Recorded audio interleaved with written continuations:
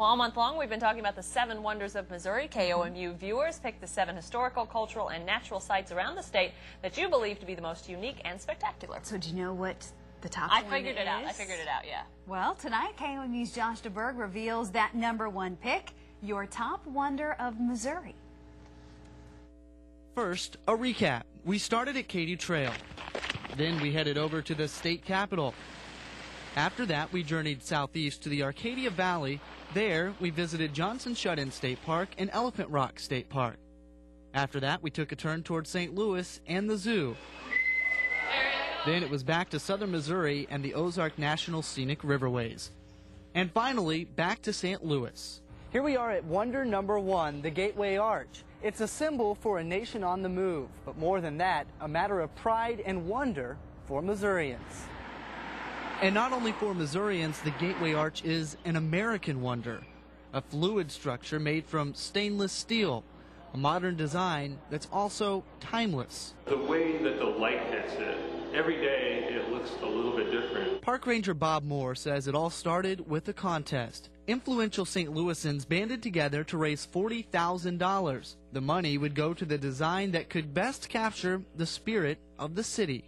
St. Louis is known as the Gateway City, and it's a gateway through which people pass to go into the West, that the arch would be a fitting symbol for that gateway.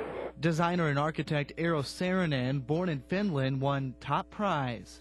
His big idea, and a really big idea, was a 630-foot stainless steel arch. Saarinen wanted the arch to be a place to envision the majesty of the West. So he worked with an elevator engineer to devise a way for people to get to the very top to take it all in.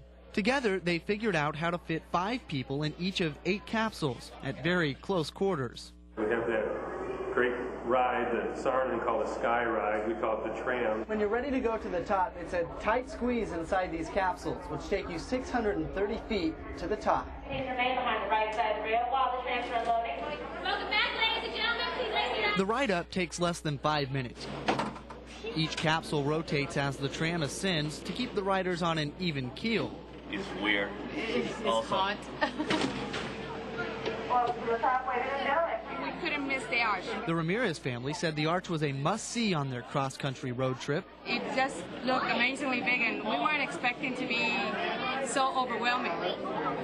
On a clear day, you can see about 30 miles in all directions. It's awesome. It's a great view. We thought it was going to be a cloudy day, but it turned out to be a great day. Construction on the arch began in 1961. It was really a huge task to build the Gateway Arch because it was not like anything that had been built up to that time, and nothing like it has been built since.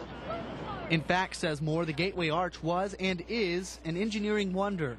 For one thing, it has no bones. That's the difference between the Gateway Arch and other tall structures, that there's no framework on the inside, there's no girders that hold it up. It's just the stainless steel on the outside and the carbon steel on the inside. It was big news when the 2 legs of the arch finally met in the middle on October 28, 1965. Saarinen had died 4 years before. Most people that see it for the first time are just astounded by the sheer size of it. And then most people think that it's really beautiful. With videographer Scott Schaefer, I'm Josh DeBerg. And there you have it, the 7 wonders of Missouri as chosen by you, our KOMU viewers. We have all 7 of our wonders online, along with the extra interviews and a slideshow of the journey behind the scenes. Josh DeBerg joins us now. Did you have a favorite?